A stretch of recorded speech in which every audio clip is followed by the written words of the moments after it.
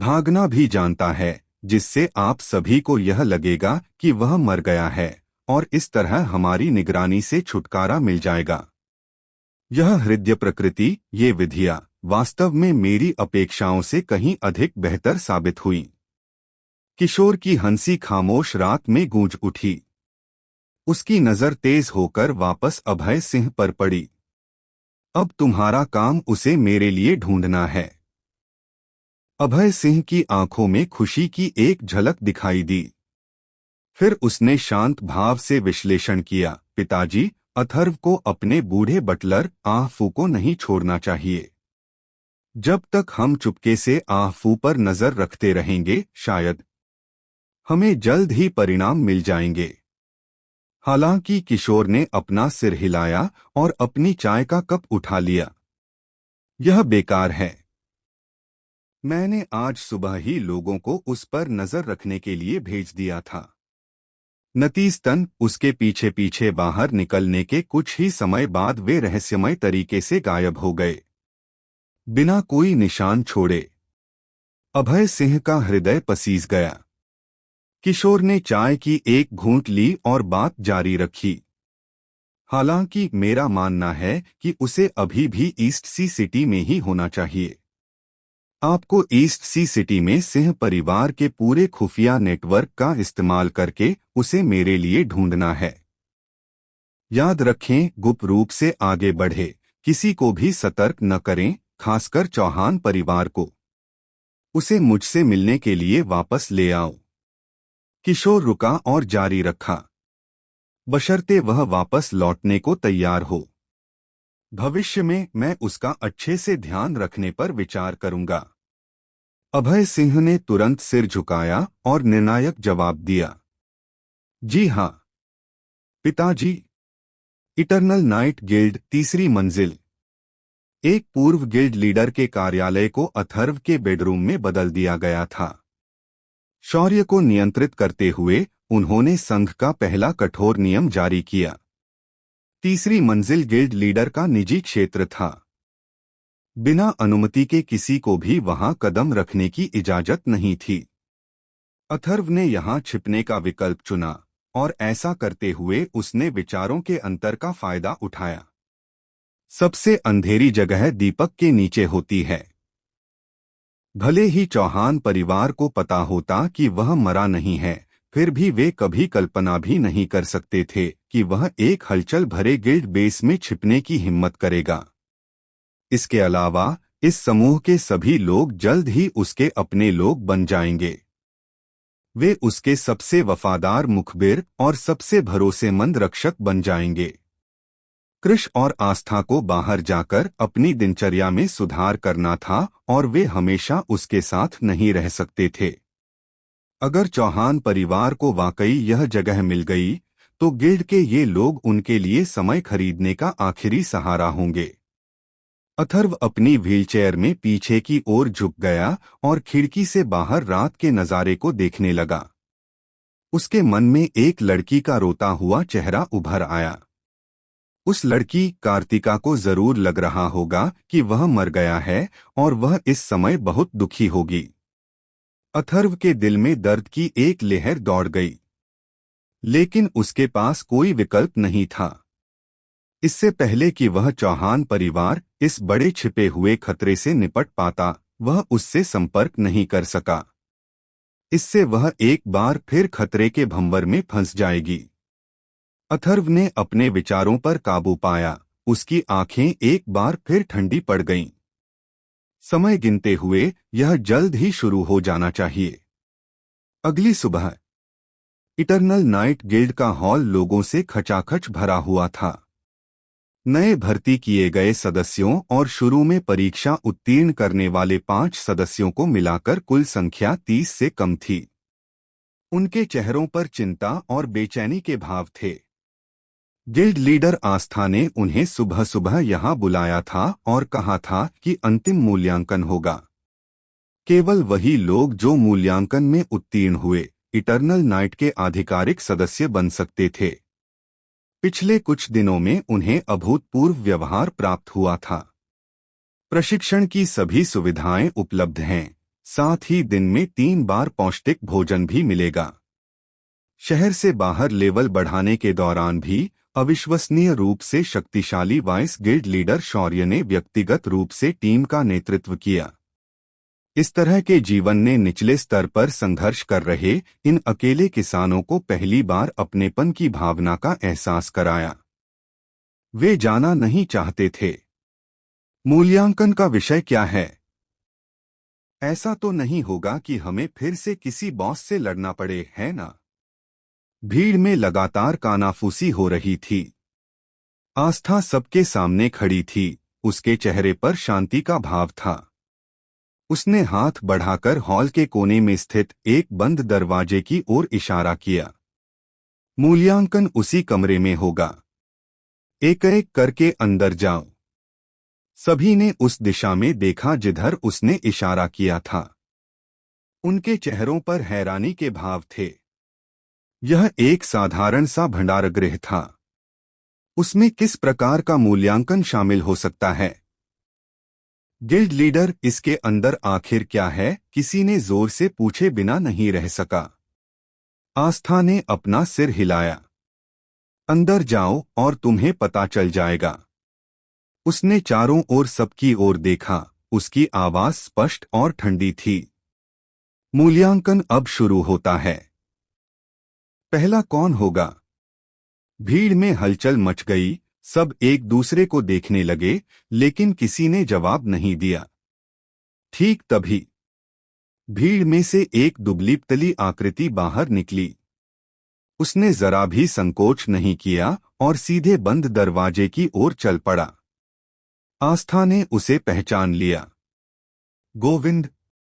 पहली भर्ती के दौरान वह भ्रष्ट लता दानव की ओर दौड़ने वाला पहला व्यक्ति भी था।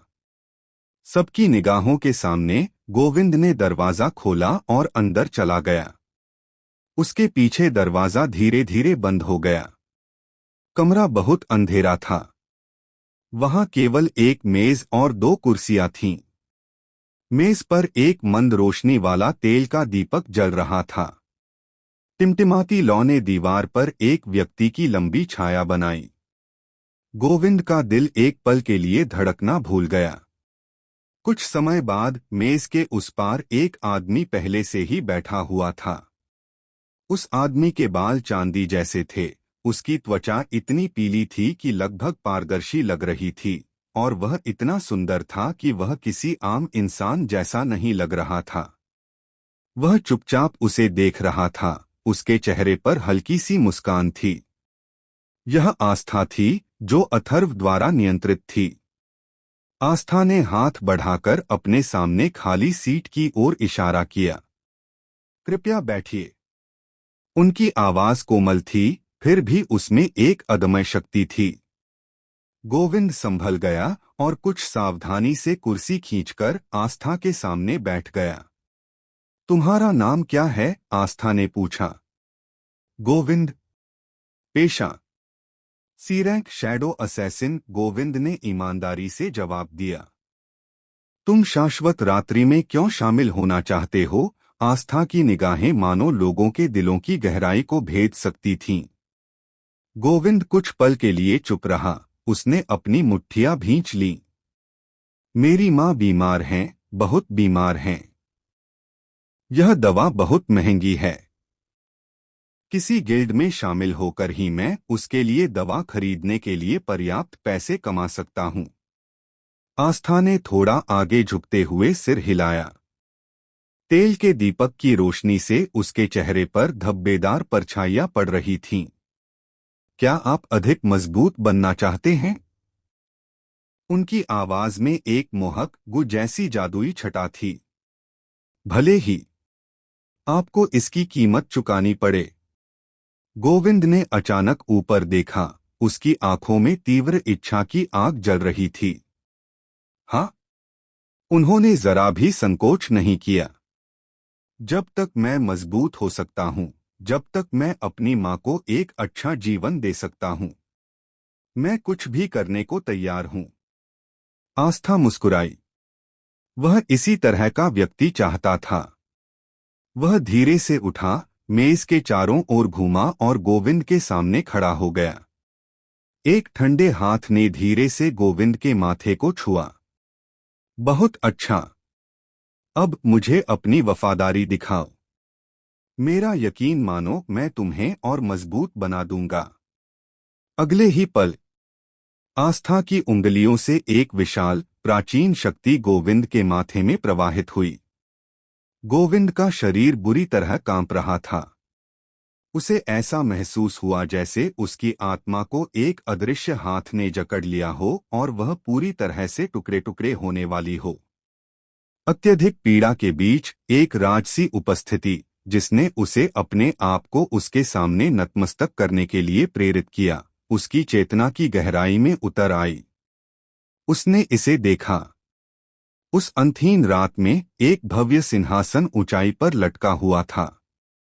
सिंहासन पर एक धुंधली आकृति चुपचाप बैठी थी, जो नीचे एक विनम्र चींटी की ओर देख रही थी।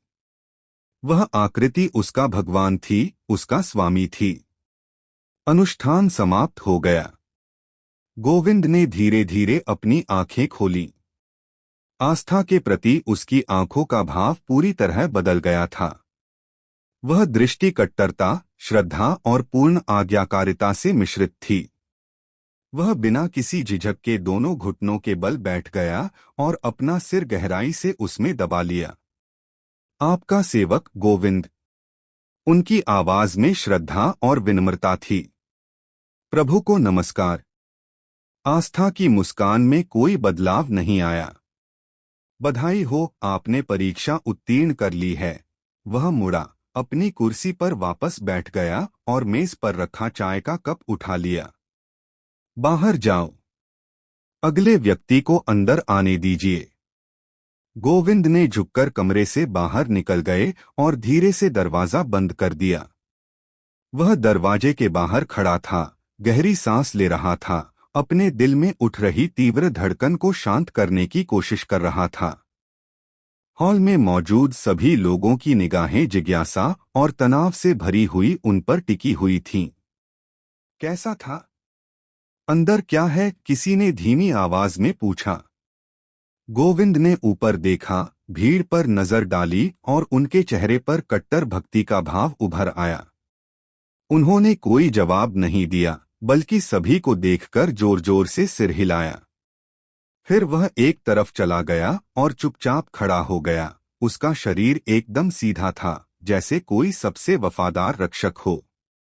सभी ने एक दूसरे की ओर देखा, पहले से कहीं ज्यादा भ्रमित होकर। मैं जाऊंगा। एक और युवक आगे बढ़ा, हिम्मत जुटाई और दरवाजा खोल दिया। इसी तरह एक के बाद एक मूल्यांकन का सिलसिला जारी रहा। प्रतीक्षा में समय बीतता चला गया। कुछ लोग गोविंद की तरह ही अपने चेहरे पर उसी कट्टरता और उत्साह के साथ बाहर निकले।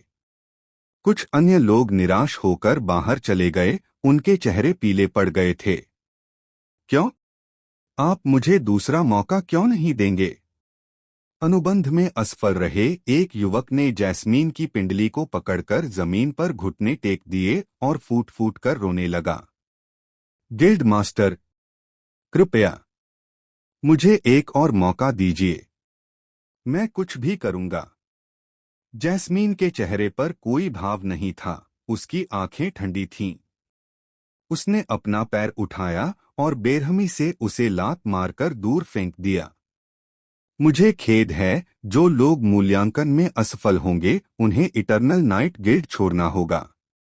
अपना सामान लो और निकल जाओ। अंत में 28 लोगों में से 26 लोग ही बचे। शौर्य ने उन दोनों असफल लोगों को निर्दयतापूर्वक गिल्ड के मुख्य द्वार से बाहर निकाल दिया। बचे हुए 26 लोग अनियंत्रित खुशी से झूम रहे थे। हे भगवान! मेरे सारे गुण 70 से 80 अंक तक बढ़ गए। खासकर मेरी फुर्ती। उसमें सीधे सीधे 200 अंकों की बढ़ोतरी हो गई। मुझे ऐसा लग रहा है जैसे मैं अब उड़ सकता हूं।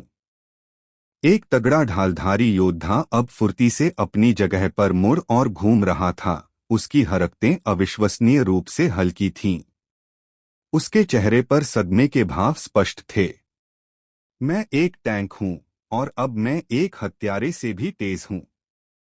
गुणों में हुई इस विस्फोटक वृद्धि, जो 8 रैंक हासिल करने के बराबर थी, ने उनमें से हर एक को एक परिवर्तनकारी बदलाव का अनुभव कराया। यह शक्ति उनके प्रभु द्वारा उन्हें प्रदान की गई थी। हालांकि यह अंत नहीं था। जैस्मीन ने ताली बजाई, जिससे सबका ध्यान उसकी ओर आकर्षित हो गया। उसके पीछे शौर्य चुपचाप एक बड़ा बक्सा पकड़े खड़ा था। अगला चरण, उपकरणों का वितरण। डिब्बा खुल गया। डिब्बे से तुरंत ही एक तेज रोशनी फूट पड़ी। बैंगनी और सुनहरी रोशनी आपस में गुंथी हुई थी, जिसने सभी को चकाचौंध कर दिया। यह है शानदार उपकरण। मैं गलत तो नहीं हूं? क्या वह पूरा डिब्बा शानदार उपकरणों से भरा हुआ है? भीड़ में हैरानी भरी आहें गूंज उठीं। जैस्मीन ने एक एक करके नाम पुकारना शुरू किया और उपकरण बांटने लगी। Govind, epic dagger night shadow का दांत। Wang Dali, epic shield heart of the bedrock. Li Mei, epic staff moon whisper. 10 minute से भी कम समय में 26 सदस्यों में से प्रत्येक के पास एपिक उपकरण का एक एक टुकड़ा था। शेष सभी स्लॉट दुर्लभ गुणवत्ता वाले उपकरणों से भरे हुए थे। उस समय पूरा हॉल सन्नाटे में डूबा हुआ था। सभी लोग अपने शरीरों पर लगे जगमगाते उपकरणों को खाली निगाहों से घूर रहे थे। उनके दिमाग सुन्न थे। अपने जीवन में उन्हें कभी भी एपिक उपकरण का कोई भी हिस्सा अपनी आंखों से देखने का मौका नहीं मिला था। लेकिन अब उनके पास न केवल वह चीज थी, बल्कि उनमें से प्रत्येक के पास एक एक चीज थी। क्या यह प्रभु की शक्ति थी? क्या यही इटर्नल नाइट गिल्ड की नींद थी? धड़ाम। किसी को नहीं पता था कि सबसे पहले राह दिखाने वाला कौन था। उपस्थित सभी सदस्य एक समान रूप से एक घुटने पर बैठ गए।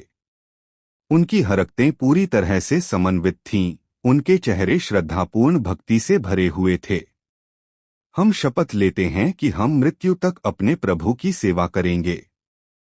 शाश्वत रात्रि गिल्ड कायम है। हम चैन से नहीं बैठेंगे। रात हुई। एक सुसज्जित टीम चुपचाप गिल्ड बेस से निकल गई और पूर्वी सागर शहर के बाहर विशाल रात के अंधेरे में विलीन हो गई। अन्य गिल्डों के लिए वह निर्जन क्षेत्र एक खतरनाक निषिद्ध क्षेत्र था, लेकिन इटर्नल नाइट गिल्ड के सदस्यों के लिए यह उनका स्वर्ग था। नाइट डेमन अवस्था सक्रिय हो गई है। सभी के गुणों में 2 गुना और वृद्धि हुई। गोविंद नाइट शैडोज फैन को पकड़े हुए जंगल में एक भूत की तरह घूम रहा था। उसने कभी कल्पना भी नहीं की थी कि एक दिन वह उन दुर्लभ जानवरों का इतनी आसानी से शिकार कर पाएगा जिनसे कभी उसे डर लगता था। एक वार, एक मौत, स्पष्ट और निर्णायक।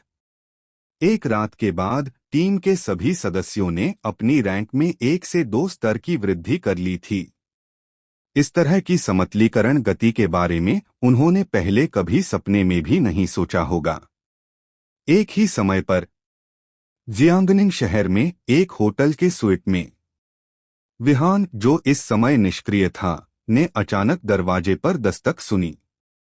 सिस्टम से सूचना मिलते ही अथर्व ने तुरंत अपनी चेतना को अंतरिक्ष पार कराकर इस क्लोन शरीर में प्रवेश कराया। उसने अपनी आंखें खोलीं और दरवाजे की ओर चल पड़ा। दरवाजे के बाहर कई जाने पहचाने चेहरे खड़े थे। उनका नेतृत्व राणा कर रहा था, जिसके चेहरे पर चौड़ी मुस्कान थी। उसके पीछे 2 ऐसे व्यक्ति थे जिनके चेहरे पर प्रभावशाली आभा थी। उनमें से एक सुनील चौधरी थे, जो राष्ट्रीय परीक्षा के प्रभारी थे। दूसरा व्यक्ति हट्टा कट्टा एक आंख वाला बूढ़ा आदमी था, जिसकी बाईं आंख पर काली पट्टी बंधी हुई थी। अथर्व ने उसे ट्रिपल आइलैंड पर देखा था, लेकिन उसका नाम नहीं जानता था। विहान, आपको इंतजार कराने के लिए क्षमा करें। राणा ने गर्मजोशी से उनका अभिवादन किया। वह एक तरफ हट गया और उनका परिचय कराने लगा। ये जनरल सुनील चौधरी हैं, जो विशेष रूप से शाही राजधानी से आए हैं। ये जनरल झाओ मेंघाई हैं। विहान को नियंत्रित करते हुए अथर्व ने उन दोनों को अभिवादन के रूप में हल्का सा सिर हिलाया। हेलो जनरलों। समूह कमरे में दाखिल हुआ। सुनील चौधरी ने सबसे पहले बात की। उनके चेहरे पर थोड़ी सी माफी का भाव था। मैं क्षमा चाहता हूं विहान, आपको इतना इंतजार कराने के लिए। हाल ही में डॉन गिल्ड की जांच के कारण कुछ समय के लिए देरी हुई। यह सुनकर अथर्व का हृदय व्याकुल हो उठा। जांच किस दिशा में आगे बढ़ रही है? राणा ने बीच में ही बात काटते हुए झट से अपना गला साफ किया। यह सैन्य गोपनीय मामला है, इसमें दखलंदाजी मत करो। हालांकि सुनील चौधरी ने बेपरवाही दिखाते हुए अपना हाथ हिला दिया। कोई बात नहीं, विहान राष्ट्रीय परीक्षा में प्रत्यक्ष प्रतिभागी थे, उन्हें कुछ बातें जानने का अधिकार है। उसने आह भरी। हमने कुछ खास तरीकों से उनके एक अस्थायी गढ़ का पता लगा लिया। दुर्भाग्यवश हमें केवल कुछ छोटी मछलियां ही मिली। बड़ी मछलियां आखिरकार बहुत चालाक थीं और भागने में कामयाब रहीं। सुनने के बाद अथर्व ने शांत भाव से बात की।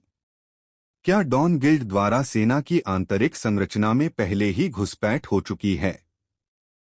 अन्यथा चाहे वह राष्ट्रीय परीक्षा हो या उसके बाद की गिरफ्तारियां, वे हमेशा एक कदम आगे कैसे रह सकते थे? ये शब्द सुनते ही राणा के चेहरे का भाव तुरंत बदल गया। बकवास मत करो। वह घबराया हुआ था। क्या यह लड़का आमतौर पर माहौल को भांपने में माहिर नहीं था? आज वह एक लापरवाह युवक की तरह क्यों व्यवहार कर रहा था? जो मन में आ रहा था वही बोल रहा था। सुनील चौधरी और मनजीत सिंह ने एक दूसरे की ओर देखा। दोनों ने एक दूसरे की आंखों में प्रशंसा का भाव देखा। मनजीत सिंह की एक आंख चमक उठी और वह हंस पड़ा। विहान की सोच बहुत तेज है। हम वास्तव में उस दिशा पर विचार कर रहे हैं और हमने पहले ही जांच शुरू कर दी है। हालांकि फिलहाल विशिष्ट विवरणों का खुलासा करना सुविधाजनक नहीं है। यह देखकर कि शाही राजधानी के दोनों उच्च पदस्थ अधिकारी क्रोधित नहीं थे, राणा ने अंततः राहत की सांस ली और कुछ नहीं कहा। अथर्व ने आगे पूछा, तो फिर हम शाही राजधानी के लिए कब रवाना हो रहे हैं? सुनील चौधरी मुस्कुराए। लगता है आपको जल्दी है?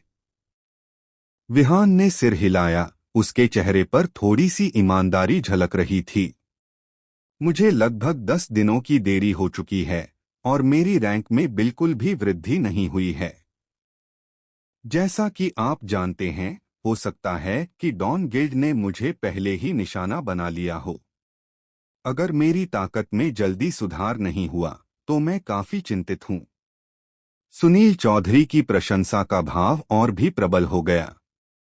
असाधारण प्रतिभा का धनी, फिर भी अभिमानी या अधीर नहीं, हमेशा खुद को बेहतर बनाने के बारे में सोचता रहता है। ऐसा प्रतिभाशाली व्यक्ति वास्तव में राष्ट्र का स्तंभ था। हम इस बार खास तौर पर आपको लेने आए हैं। चूंकि आप जाने के लिए उत्सुक हैं, इसलिए हम अब प्रस्थान कर सकते हैं। यह सुनकर राणा तुरंत आगे बढ़ी। अरे, इतनी जल्दी करने की कोई जरूरत नहीं है ना? राज्यपाल ने दोनों जनरलों के स्वागत के लिए पहले ही भोज की व्यवस्था कर ली है। जाने से पहले तुम दोनों को कम से कम खाना तो खा लेना चाहिए। सुनील चौधरी ने सिर हिलाया। कोई आवश्यकता नहीं है। जितनी जल्दी हम विहान को शाही राजधानी भेजेंगे, उतनी ही जल्दी हम निश्चिंत हो सकेंगे। वहीं खड़े मनजीत सिंह अचानक जोर से हंस पड़े। उसने राणा के कंधे पर इतनी जोर से थपकी दी कि राणा लड़खड़ा गया। अपने गवर्नर के साथ खाना खाओगे? नहीं जाने। मंजीत सिंह मुस्कुराया, जिससे उसके सफेद दांतों से भरा मुंह दिखाई दिया। आपके गवर्नर की भूख को देखते हुए अगर हम अभी गए तो शायद हमें सिर्फ सूप का एक घूंट ही मिलेगा। जियांगनिंग शहर में गोल्ड ट्राइपॉड होटल के सबसे ऊपरी मंजिल पर स्थित निजी कमरे में जैसे ही दरवाजा खुला, राणा के कदम रुक गए। उसने अपना मुंह खोला, अपने सामने के दृश्य को घूरते हुए क्षण भर के लिए वह भूल गया कि वह क्या कहने वाला था। विशाल गोल मेज पर प्लेटें और कप अस्तव्यस्त पड़े थे। सुनहरे रंग में भुने हुए सूअर के बच्चे का केवल कंकाल ही बचा था और एक प्लेट के किनारे पर कुछ गहरे लाल रंग के ड्रैगन के सिर अलग थलग पड़े थे। गोमांस की हड्डियों और भेड़ की पसलियों के छोटे छोटे ढेरों के बगल में बिखरी हुई मुर्गी की हड्डियों को साफ कर दिया गया था। पूरा कमरा तरह तरह के मांस की मिलीजुली मनमोहक सुगंध से भरा हुआ था। राज्यपाल हो चांगफेंग एक विशेष रूप से निर्मित चौड़ी और मोटी रोजवुड की कुर्सी पर बैठे थे। उसका विशाल शरीर लगभग पूरी कुर्सी को भर देता था। इस समय वह एक बड़ा भुना हुआ मेमने का पैर पकड़े हुए था और मांस का आखिरी टुकड़ा अपने मुंह में ठूंस रहा था। दरवाजा खुलने की आवाज सुनकर उसकी हरकतें थोड़ी सख्त हो गईं। हो चांगफेंग ने ऊपर देखा, दरवाजे पर राणा को देखा और थोड़ी अटपटी मुस्कान देने की कोशिश की। उसने अपने हाथ में पकड़ी हड्डी नीचे रख दी और एक नैपकिन से अपना चिकना मुंह पोंछा। अहम लिटिल ली, तुम वापस आ गई हो। उसने मेज पर फैली अव्यवस्था की ओर इशारा करते हुए समझाया। बस बात इतनी सी है कि मैंने थोड़ा ज्यादा इंतजार कर लिया। मुझे भूख लग गई और मैं खुद को थोड़ा खाने से रोक नहीं पाई। राणा की आंख फड़क उठी। थोड़ा? इसे छोटा कहा जाता था। इससे साफ पता चलता है कि बर्तन की तली पूरी तरह से साफ हो रही थी। अब उन्हें आखिरकार समझ आ गया कि जनरल मंजीत सिंह ने ऐसा क्यों कहा था कि राज्यपाल के साथ भोजन करने का मतलब सिर्फ सूप पीना होता है। अब ऐसा लग रहा था कि जनरल झाओ अभी भी बहुत रूढ़िवादी थे। अगर वह सचमुच आया होता तो सूप तो दूर की बात है, प्लेटें भी शायद चाटकर साफ कर दी गई होती। हो चांगफेंग ने मानो राणा के मन की बात पढ़ ली हो और अपने बड़े हाथ को हिलाते हुए उसने लापरवाही से कहा, चिंता मत करो, मैंने मैनेजर से अलग से एक और टेबल तैयार करने के लिए कह दिया है। यहाँ पर परोसे जाने वाले व्यंजन इस मेज से भी कहीं अधिक भव्य होंगे। वे कहाँ हैं? क्या वे नीचे हैं? राणा ने अपना सिर हिलाया, उसके चेहरे पर कुछ अजीब भाव थे। गवर्नर साहब, वे पहले ही जा चुके हैं। बाएं? हो चांगफेंग के चेहरे की मुस्कान जम गई। वह एक पल के लिए स्तब्ध रह गया, फिर उसने नाखुशी में मेज पर हाथ पटका। यह सुनील चौधरी दिन ब दिन हद से ज्यादा बेकाबू होता जा रहा है। हम पुराने साथी हैं, मैं उसे खाने पर आमंत्रित करता हूं और वह मुझे इतनी इज्जत भी नहीं देता। उसने गुस्से से बड़बड़ाते हुए पछतावे से अपने होठों को चटकाया। तो फिर कोई विकल्प नहीं है। ऐसा लगता है कि बची हुई मेज का आनंद मुझे अकेले ही लेना पड़ेगा। राणा? इसी सिलसिले में हो चांगफेंग को अचानक कुछ याद आया। उसने राणा की ओर देखा, उसका चेहरा थोड़ा और गंभीर हो गया। ठीक है, आप सिंह की जांच कर रहे हैं।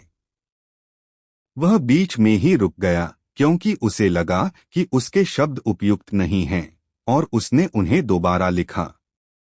आप पिछले कुछ दिनों से छुट्टी पर थे, क्या आपने कोई खोज की है? राणा का चेहरा भी तुरंत गंभीर हो गया।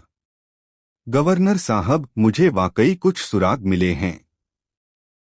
ओह!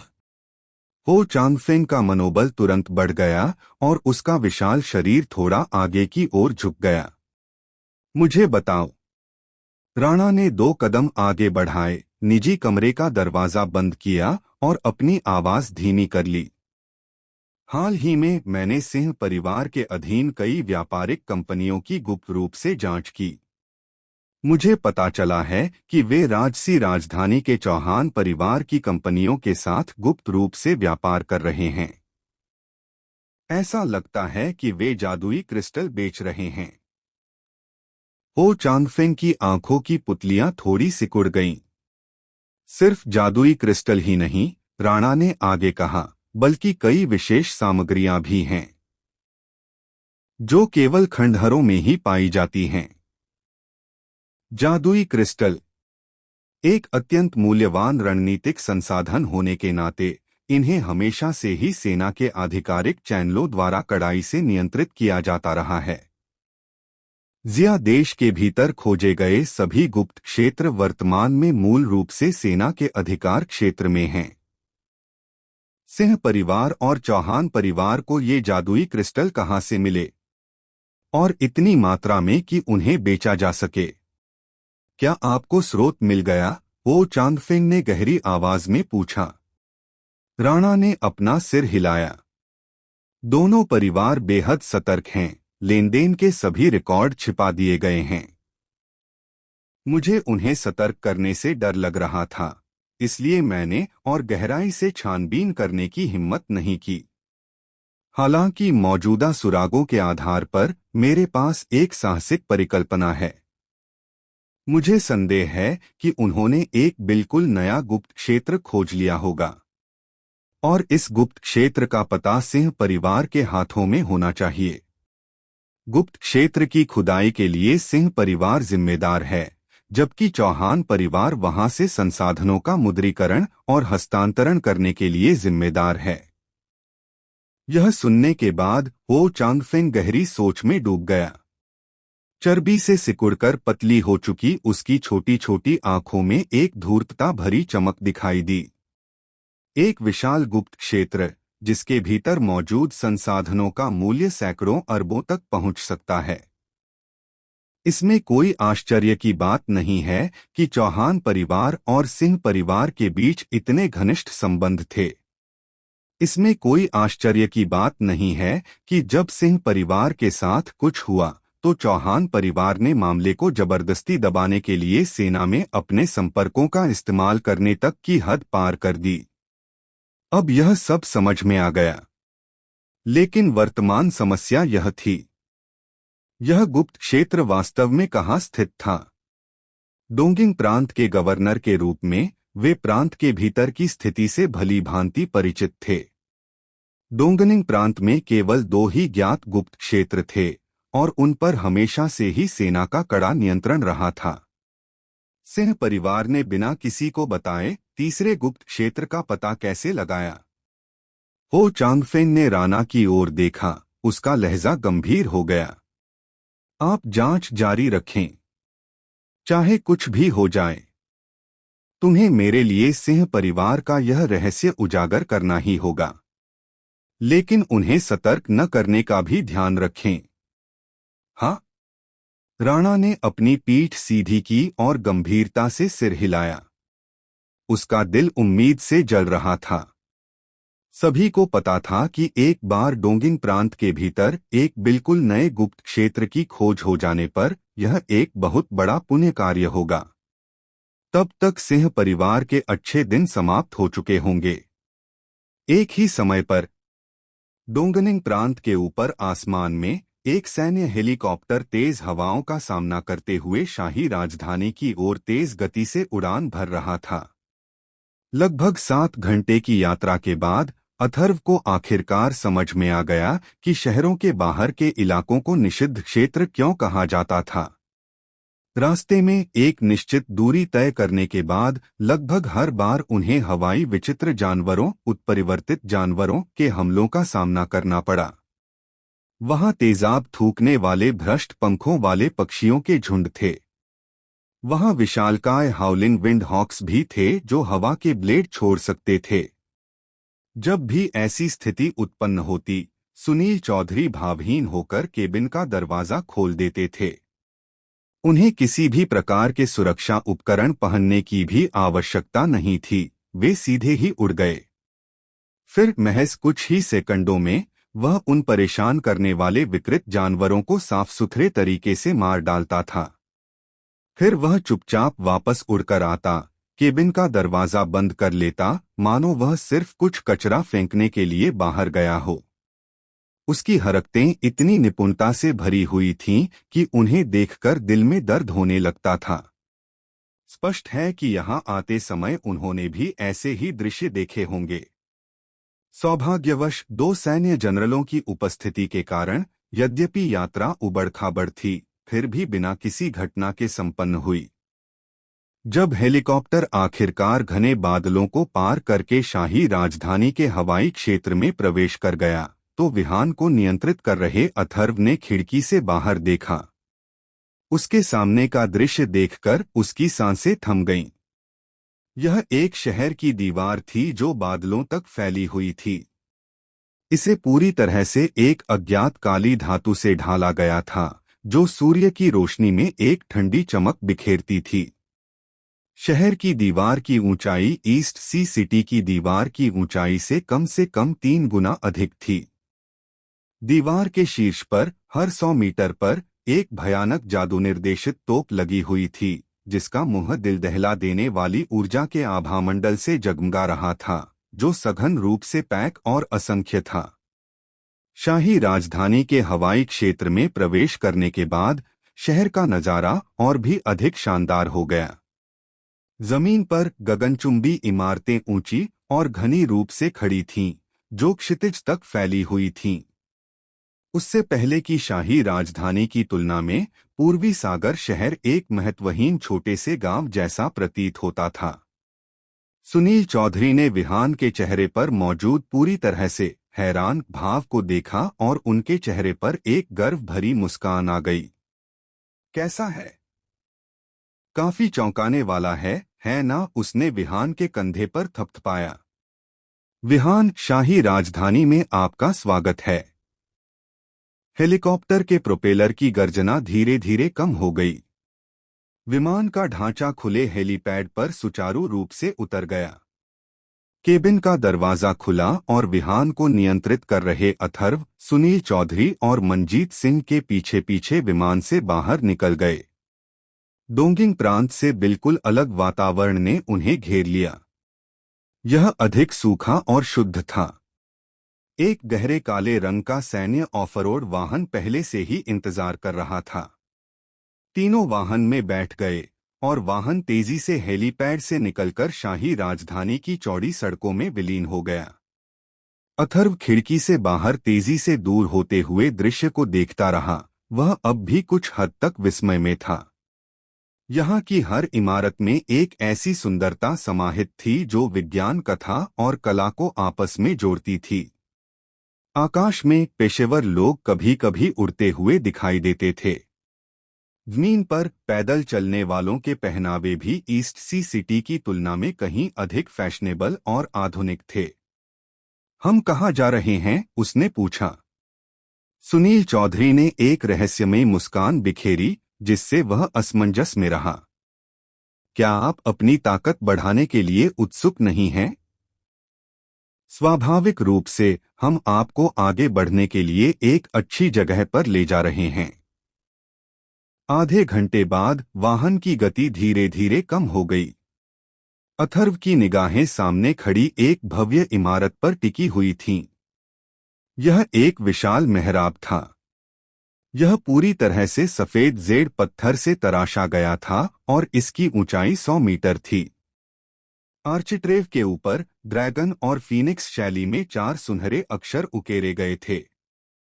इंपीरियल कैपिटल अकादमी। सूर्य की रोशनी उस पर पड़ रही थी, जिससे एक पवित्र आभा प्रतिबिंबित हो रही थी। वाहन मेहराबदार रास्ते से गुजरकर अकादमी परिसर में प्रवेश कर गया।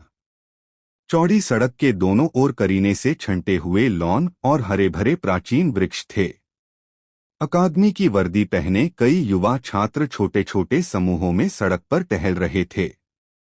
कुछ दूरी पर कई बड़े खुले मैदान वाले युद्ध क्षेत्र भी देखे जा सकते थे। इस समय छात्र अपने भीतर ही एक दूसरे से जमकर प्रतिस्पर्धा कर रहे थे, विभिन्न कौशलों की रोशनी आकाश में फैल रही थी, जिससे चारों ओर जयकारे गूंज रहे थे। उस समय की अकादमियों में गर्मियों या सर्दियों की छुट्टियों की कोई अवधारणा नहीं थी। मजबूत बनना ही शाश्वत विषय था। यह इंपीरियल कैपिटल एकेडमी है। आपको यह कैसी लगी? सुनील चौधरी ने मुस्कुराते हुए पूछा। अथर्व ने सिर हिलाया। यह जीवंत और बहुत ही ऊर्जावान है। उनके बगल में बैठे मनजीत सिंह जोर से हंसे। यह कुछ भी नहीं है। विभिन्न प्रांतों के राष्ट्रीय परीक्षा परिणाम जारी होने और सीटें हासिल करने वाले नए छात्रों के नामांकन होने तक प्रतीक्षा करें, तभी असली रौनक आएगी। अथर्व ने सुनील चौधरी की ओर देखा और अपने मन में उठ रहे संदेह को व्यक्त किया। आप मुझे यहाँ लाए हैं, आप मुझे यहाँ से स्थानांतरित कराने की कोशिश तो नहीं कर रहे हैं ना? सुनील चौधरी ने सिर हिलाया। इसकी कोई जरूरत नहीं है। अब आप हमारी सेना के साथ पंजीकृत एक प्रमुख प्रशिक्षण लक्ष्य हैं और अकादमी में प्राप्त सैद्धांतिक ज्ञान आपके लिए बहुत मायने नहीं रखता है। वह रुका और समझाने लगा। बात बस इतनी सी है कि फिलहाल सेना के पास आपके पद के लिए उपयुक्त कालकोठरी और गुप्त क्षेत्र नहीं है। और इंपीरियल कैपिटल अकादमी में रैंक 20 से रैंक 40 तक की एक पूरी कालकोठरी प्रणाली मौजूद है। इसलिए हम आपको अस्थायी रूप से यहां ला रहे हैं।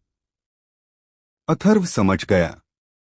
वाहन तेजी से कैंपस की मुख्य सड़क से निकलकर एक कम आबादी वाले इलाके में मुड़ गया।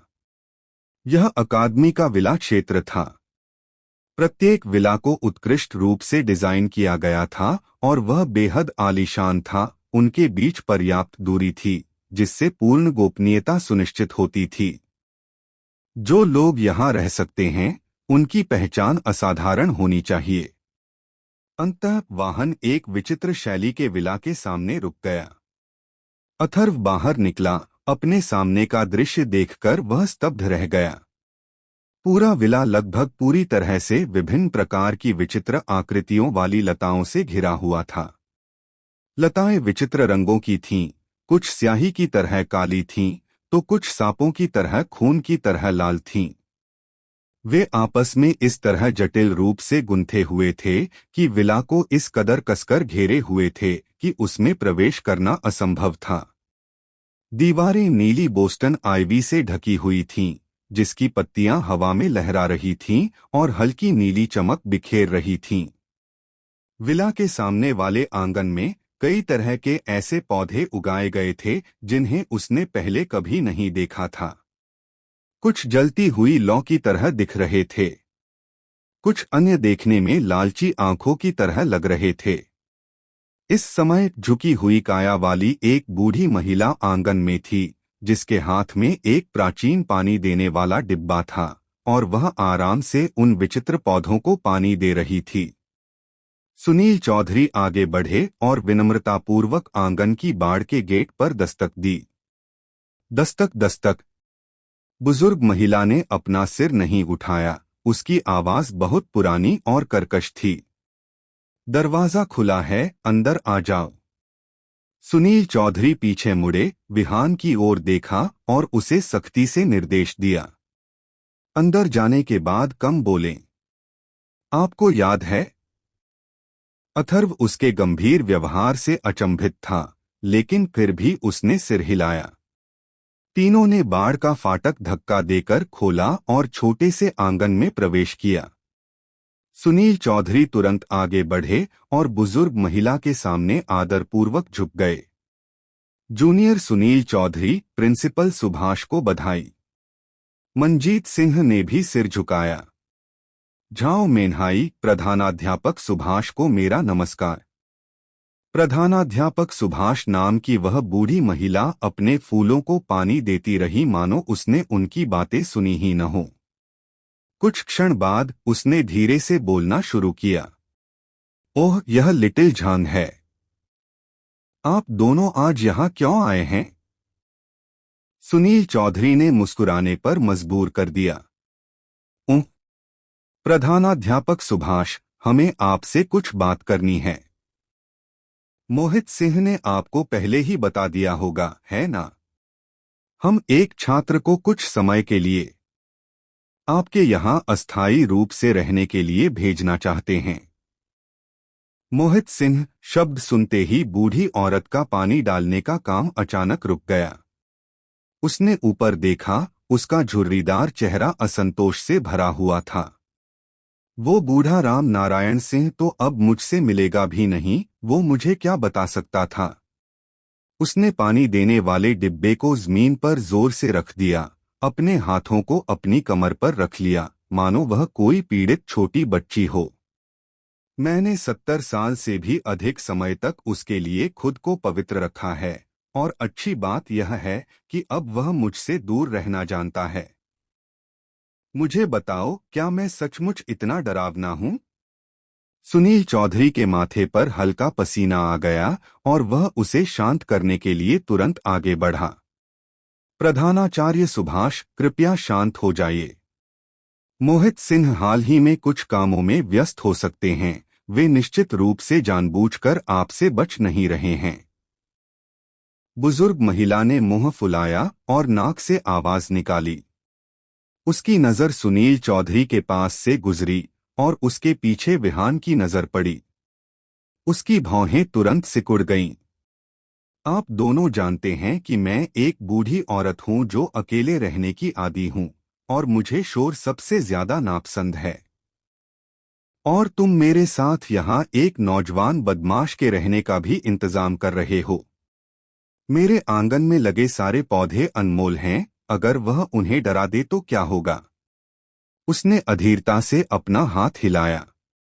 नहीं नहीं, बेहतर होगा कि आप कोई और जगह ढूंढ लें। यह देखकर सुनील चौधरी तेजी से प्रधानाचार्य सुभाष के पास गए, उनके कान के पास झुके और कुछ फुसफुसाते हुए जल्दी से कुछ शब्द कहे। अथर्व ने देखा कि प्रिंसिपल सुभाष के चेहरे के भाव बहुत तेजी से बदल गए। पहले हैरानी, फिर विस्मय और अंत में थोड़ी गंभीरता का भाव। उसकी धुंधली बूढ़ी आंखें एक बार फिर विहान पर टिक गईं, और उसने कई बार ध्यान से उसका निरीक्षण किया। ऐसा भी कुछ होता है, उसने धीरे से कहा। सुनील चौधरी ने जोर से सिर हिलाया। इसीलिए मैंने सोचा कि इस बच्चे को कुछ समय के लिए आपके पास रखा जाए। इस आकाश में केवल तुम्हारा स्थान ही सबसे सुरक्षित है। यह सुनकर प्रधानाचार्य सुभाष ने सिर हिलाया। आपने जो कहा उसमें कुछ सच्चाई तो है। उसने फिर से विहान की ओर देखा और अंततः मान गई। तो फिर उसे अभी यहीं रहने दो। सुनील चौधरी तुरंत ही अत्यधिक प्रसन्न हो गए और कृतज्ञता व्यक्त करते हुए जल्दी से दोबारा सिर झुकाया। धन्यवाद प्रधानाचार्य सुभाष। वह सीधा खड़ा हुआ, विहान को एक तरफ खींचा और उसे फिर से निर्देश दिया। फिलहाल यहीं शांति से रहो। प्रधानाचार्य सुभाष को ज्यादा शोर पसंद नहीं है, इसलिए दिन के दौरान शांत रहने की कोशिश करें और उनकी बातें सुनें। वह रुका, फिर बोला, उसकी उग्र उपस्थिति से धोखा मत खाओ, वह वास्तव में बहुत दयालु और मिलनसार है। अथर्व कुछ हद तक असमंजस में था। मुझे यहाँ क्यों रहना पड़ रहा है? क्या अकादमी में आगंतुकों के लिए विशेष छात्रावास नहीं है? सुनील चौधरी ने व्यंग्यात्मक मुस्कान दी और अपनी आवाज धीमी कर ली। यह आपकी सुरक्षा के लिए भी है। डॉन गिल्ड के उन पागलों के पास बहुत सारी चालें हैं, जिससे उनसे बचाव करना असंभव हो जाता है। आपको बिल्कुल सुरक्षित जगह पर रखना होगा ताकि आप सहज महसूस कर सकें। उसने चुपके से आंगन में खड़ी उस बूढ़ी औरत पर नजर डाली जो फूलों को पानी देने के लिए दोबारा अपना पानी का डिब्बा उठा रही थी। उनकी आवाज और भी धीमी थी, लगभग सुनाई न देने वाली। यह कोई साधारण अकादमी प्रधानाचार्य नहीं है। वह हमारे जिया देश में बची हुई 2 पुरानी पीढ़ी की एस क्लास प्रोफेशनल ड्राइवरों में से एक हैं, जिनके बारे में खुले तौर पर जाना जाता है। अथर्व के चेहरे पर आश्चर्य का भाव बिल्कुल सही मात्रा में दिखाई दे रहा था। सेनलुओ के स्वामी सरफराज जिया देश में बचे हुए केवल 2 एस क्लास प्रोफेशंस में से एक। किसने सोचा होगा कि दिखने में कुछ हद तक कठोर लगने वाली यह बूढ़ी महिला वास्तव में इतनी महान हस्ती थी। इसमें कोई आश्चर्य नहीं कि सुनील चौधरी ने कहा था कि जिया देश में केवल यही एक सबसे सुरक्षित स्थान है। उनकी अध्यक्षता में डॉन गिल्ड के पागल लोग भी यहां कदम रखने की हिम्मत नहीं करेंगे। सुनील चौधरी को बात समझ में आ गई। यह देखकर उनके चेहरे पर शांति छा गई। अगर और कोई चारा नहीं बचा तो मोहित सिंह और मैं सबसे पहले यहां से निकल जाएंगे। उसने विहान का कंधा थपथपाया। आप निश्चिंत होकर यहीं रुक सकते हैं और अच्छा आराम कर सकते हैं। कल मैं इंपीरियल कैपिटल अकादमी के छात्रों को आपके लिए कालकोठरी क्षेत्र में लाने की व्यवस्था करूंगा। विहान को नियंत्रित करते हुए अथर्व ने उन दोनों की ओर सिर हिलाया। धन्यवाद जनरलों। यह सुनकर सुनील चौधरी ने अपने चेहरे पर सच्ची मुस्कान लिए हाथ हिलाया। धन्यवाद का क्या मतलब है? अगर किसी को धन्यवाद देना चाहिए तो वह मैं हूं। आपको धन्यवाद देना चाहिए। उसने भावुक होकर आह भरी। अगर राष्ट्रीय परीक्षा के दौरान आपने स्थिति को पलटने में मदद न की होती तो शायद मुझे पहले ही निलंबित कर दिया गया होता और मेरे खिलाफ जांच शुरू हो गई होती। इससे भी ज्यादा गंभीर बात यह है कि शायद मैं जेल की सजा से बच नहीं पाता। तो मुझे ही आपका धन्यवाद करना चाहिए। बोलते बोलते उसने अपनी जैकेट की जेब से एक प्राचीन सा दिखने वाला बैज निकाला। यह बैज पूरी तरह से मिथ्रिल से बना था, जिसके केंद्र में एक शुद्ध नीले रंग का रत्न जड़ा हुआ था। एक छोटा सा उपहार, मेरे सम्मान का प्रतीक। सुनील चौधरी ने बैज सौंप दिया। अथर्व ने विहान को नियंत्रित करते हुए उसे अपने कब्जे में ले लिया। छूने पर यह हल्का ठंडा महसूस हुआ। पवित्रता का अध्याय, महाकाव्य। प्रकार, सहायक उपकरण। Spirit plus 200। प्रविष्टि 1, सक्रिय कौशल, शुद्धिकरण। प्रभाव 100 माना खर्च करता है, तुरंत स्वयं से सभी नियंत्रण प्रभाव हटा देता है। Cooldown 2 minute. सुनील चौधरी ने विहान की ओर देखा और मुस्कुराते हुए समझाया। मैंने ट्रिपल आइलैंड पर आपका प्रदर्शन देखा। आपके कौशल मजबूत हैं और आपकी सुरक्षा कवच मोटी है, लेकिन आपके पास भीड़ को नियंत्रित करने और हटाने के साधन नहीं हैं। यदि आपका सामना गुमान सिंह जैसे किसी अन्य पेशेवर से होता है जो मजबूत नियंत्रण में माहिर है, तो आप आसानी से निष्क्रिय अवस्था में आ सकते हैं। यह बैज आपके लिए कुछ मददगार साबित होगा। अथर्व को अपने दिल में एक गर्माहट महसूस हुई। जनरल उस्मान अख्तर वास्तव में एक विचारशील व्यक्ति थे। जैसा कि उन्होंने कहा, विहान का पेशा, हालांकि शक्तिशाली था, परिपूर्ण नहीं था। एक बार नियंत्रण में आ जाने पर सबसे मोटी ढाल भी एक जीवित लक्ष्य मात्र रह जाती थी। यह उपकरण बिल्कुल सही समय पर आया। अथर्व ने विहान को नियंत्रित करते हुए बैज को अपनी छाती पर लगाया और उसे फिर से धन्यवाद दिया।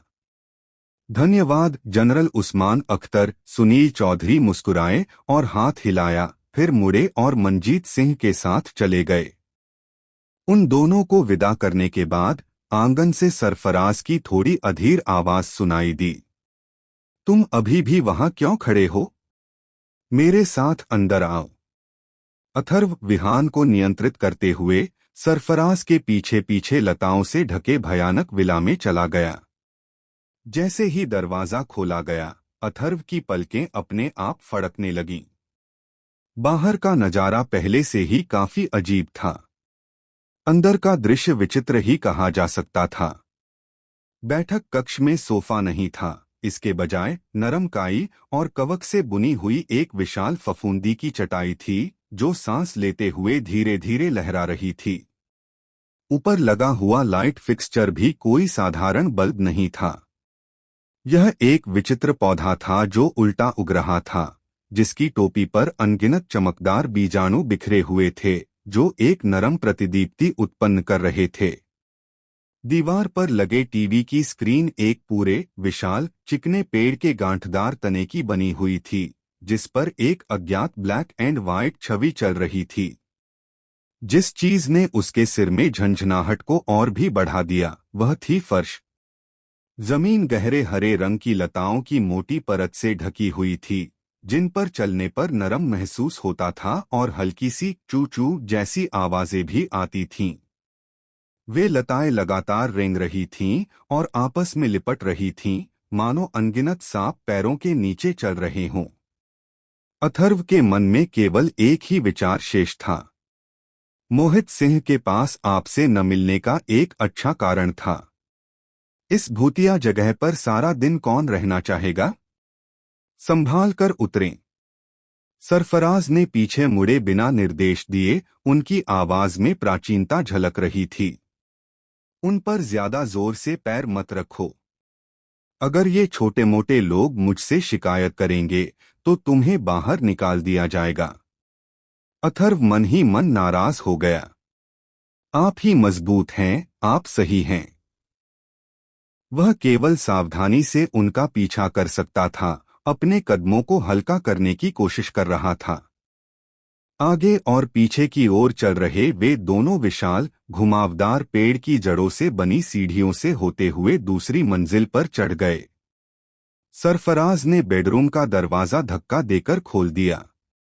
अब से तुम यहीं रहोगे। अथर्व ने अंदर झांका। बिस्तर अपेक्षाकृत सामान्य था, बस एक साधारण लकड़ी का तख्ता वाला बिस्तर। लेकिन बिस्तर के ऊपर छत से घनी लताएं लटक रही थीं। वे लताएं हवा में धीरे धीरे मुड़ रही थीं, जैसे अनगिनत कीड़े हों जो देखने में बेहद घिनौने लग रहे थे। सरफराज को इसमें कुछ भी गलत नहीं लगा। वह दरवाजे के चौखट से टेक लगाकर बाहें मोड़कर खड़ी हो गई और नियमों की घोषणा करने लगी। रात 8 बजे के बाद समय पर सो जाओ। शोर मत करो। अपने भोजन की व्यवस्था स्वयं करें। अगर आपके पास कुछ है तो मुझे परेशान मत करो, और खासकर अगर आपके पास कुछ नहीं है तो मुझे बिल्कुल भी परेशान मत करो। उसने अपनी पलकें उठाईं, उसकी धुंधली आंखें विहान की ओर देख रही थीं। समझा? अथर्व ने विहान को नियंत्रित करते हुए भावहीनता से सिर हिलाया। समझा? हम। सरफराज ने जवाब दिया, फिर मुड़कर चला गया। जल्दी आराम कर लें। टकराना। दरवाजा जोर से बंद हो गया। अथर्व ने उस भयावह शयनकक्ष को देखा। विहान के स्मार्ट कोर एआई को कमरे में निष्क्रिय अवस्था में रहने के लिए व्यवस्थित किया और फिर तुरंत अपनी चेतना को वापस अपने मुख्य शरीर में स्थानांतरित कर दिया। इटर्नल नाइट गिल्ड, तीसरी मंजिल। अथर्व ने अपनी आंखें खोलीं, अपने चमकदार और साफ सुथरे कमरे को देखा और राहत की एक लंबी सांस ली। नरक से स्वर्ग में लौटने की अनुभूति अनायास ही उत्पन्न हुई। अच्छा ही हुआ। शुक्र है कि उसे खुद उस भयावह जगह पर नहीं रहना पड़ा। अन्यथा उसे इस बात में कोई संदेह नहीं था कि वह पागल हो जाएगा। समय तेजी से बीत गया और अगली सुबह आ गई। अथर्व ने एक बार फिर अपनी चेतना विहान में स्थानांतरित कर दी। उसने दरवाजा धक्का देकर खोला और लगभग उस भयानक विला से भाग निकला। सुबह की धूप उस पर पड़ी और उसके दिल में बसी उदासी का आखिरी निशान भी मिट गया। विला के प्रवेश द्वार पर लगी बाड़ के पास एक महिला पहले से ही इंतजार कर रही थी। उसके कंधे तक लंबे छोटे बाल थे, जिनके सिरे हल्के से अंदर की ओर मुड़े हुए थे, जिससे वह एक साफ सुथरी और सक्षम दिखती थी। उन्होंने इंपीरियल कैपिटल अकादमी की सफेद वर्दी पहनी हुई थी, जिसने उनके आकर्षक व्यक्तित्व को और भी निखार दिया था। उसके चेहरे की बनावट नाजुक थी, त्वचा गोरी थी और उसके चेहरे पर एक बिल्कुल उपयुक्त मुस्कान थी। हालांकि उसकी सुंदरता कार्तिका से थोड़ी कम थी, फिर भी वह निश्चित रूप से कैंपस की सबसे खूबसूरत लड़की थी। विहान को विला से बाहर निकलते देख उसकी मुस्कान और भी खिल उठी और वह पहल करते हुए उसके पास गई। मुझे लगता है कि आप विहान हैं। उसकी आवाज ओरियोल पक्षी की तरह साफ थी। अथर्व ने विहान को नियंत्रित करते हुए शांतिपूर्वक सिर हिलाया। वह मैं हूं। क्या मैं पूछ सकता हूं, मुझे आपको कैसे संबोधित करना चाहिए? उस महिला ने शांत और आत्मविश्वास से भरा हुआ अपना हाथ उसकी ओर बढ़ाया। मेरा नाम गरिमा है। जनरल उस्मान अख्तर ने मुझे आपका समर्पित मार्गदर्शक नियुक्त करने की व्यवस्था की है। विहान ने उसका हाथ हल्के से हिलाया, फिर छोड़ दिया। दोनों अकादमी के चौड़े वृक्षों से घिरे रास्ते पर कंधे से कंधा मिलाकर चल रहे थे। ऐसा प्रतीत होता था कि वह बहुत बातूनी व्यक्ति थे, जो रास्ते में अकादमी की विभिन्न इमारतों और किस्सों का जिक्र करते रहते थे। अचानक मानो कुछ याद आने पर वह विहान के करीब झुक गई और बहुत धीमी आवाज में मुश्किल से अपने सदमे को दबाते हुए पूछा, विहान तुमने सचमुच प्रिंसिपल सुभाष के विला में पूरी रात बिताई? अथर्व थोड़ा असमंजस में था। कोई प्रॉब्लम है क्या? संकट की आंखें चौड़ी हो गईं, मानो वह किसी राक्षस को देख रही हो। क्या आपको नहीं लगता कि प्रिंसिपल सुभाष का विला डरावना है? विहान को नियंत्रित करते हुए अथर्व ने अपने चेहरे पर वही शांत और संयमित भाव बनाए रखा। यह बहुत बुरा नहीं है, बस कुछ छोटे मोटे दृश्य। यह सुनकर कि निगाहें तुरंत उसकी ओर प्रशंसा से भर गईं। आप कमाल हो। उसने अपनी आवाज धीमी कर ली और रहस्यमय ढंग से बोलना जारी रखा। ऐसा कहा जाता है कि एक बार एक वरिष्ठ छात्र के लिए प्रधानाचार्य सुभाष के विला में अस्थायी रूप से रहने की व्यवस्था की गई थी। और अनुमान लगाइए कि क्या हुआ। जैसे ही वह उस रात सो गई, उसे कुछ हिलता हुआ महसूस हुआ। जब उसने अपनी आंखें खोलीं, तो उसने पाया कि छत पर लगी सारी लताएं नीचे लटक गई थीं। यह सुनकर वह कांप उठी। उन लताओं पर जीभ जैसी चीजें उग रही थीं, जो लगातार उसकी गर्दन को चाट रही थीं। वह वरिष्ठ छात्रा इतनी डर गई थी कि वह वहीं रोने लगी और उसी रात विला से भाग गई। अथर्व का दिल बैठ गया। उसके मन में पिछले जीवन में देखी गई कुछ अस्वस्थ छवियां अचानक उभर आईं। तंतु अपमान बंधन। उसके मन में एक बहुत बुरी आशंका फैल गई। सब खत्म हो गया। मेरा विहान, क्या वह अपवित्र हो सकता है? क्या सरफराज आज रात विहान के साथ कुछ अजीब कर सकता है, जब मेरा मुख्य शरीर दूर है? उसने इस पर पुनर्विचार किया, क्योंकि उसे लगा कि ऐसा होने की संभावना कम है। अगर कल रात वाकई कुछ हुआ होता, तो सिस्टम ने उसे जरूर सूचना दी होती। चूंकि सिस्टम पूरी तरह से शांत था, इसलिए यह स्पष्ट था कि कुछ भी नहीं हुआ था। तभी अथर्व को थोड़ी राहत मिली। उन्होंने फैसला किया कि भविष्य में वह विहान की स्मार्ट कोर एआई को और अधिक सतर्क बनाएंगे।